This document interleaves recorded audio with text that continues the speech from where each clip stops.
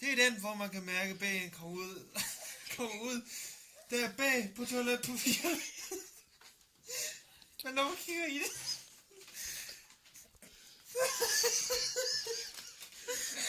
Og når man kigger af det, ikke? Det er ikke nok kommet.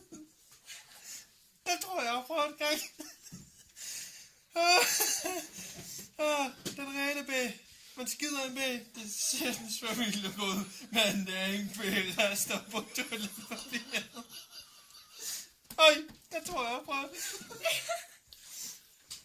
Det er fandme en dejlig fornemmelse.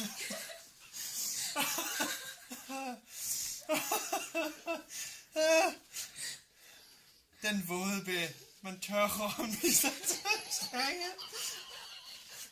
Og den føles stadig vold. Derfor lægger man toiletpapir og nu bukserne får jeg ikke ødelægge dem med bremsen. Den har jeg heldigvis ikke prøvet.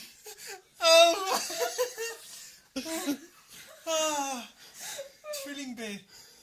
Det sker, når man er færdig med at skide, at man har trukket bukserne op til knæene, og så skal man skide igen.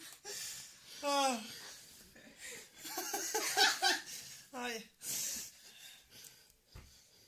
Hvad står det? Reserve B. Man presser så hårdt for at få B'en ud, at man næsten mister bevidstheden. Det har jeg prøvet. Isbjerg B. B'en er lang, og den tredje del af den stikker op af vandet. Ej, mine de plejer at være så store, de knækker som regel.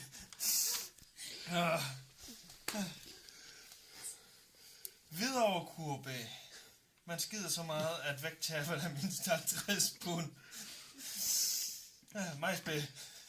Det siger sig selv. Træstamme B. Man laver en B, som er så stor, at man frygter lokummet splintes.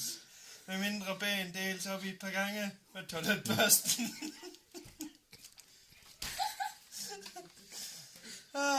Fundemands B. Det er den B, man laver dagen efter en ordentlig druktur. Det mest karakteristiske ved B'en er, at den trådlignende stribe efterlades en bro på bunden af lokummet. Hold kæft, men der får jeg på søndag. Jeg får det med. På søndag. Bare jeg dog kunne B. Man sidder på lokummet og prøver at skide, men man kan ikke. Det eneste, der kommer, er et par trommelyde. Trompetlyde. Jeg har forskel. Marit B.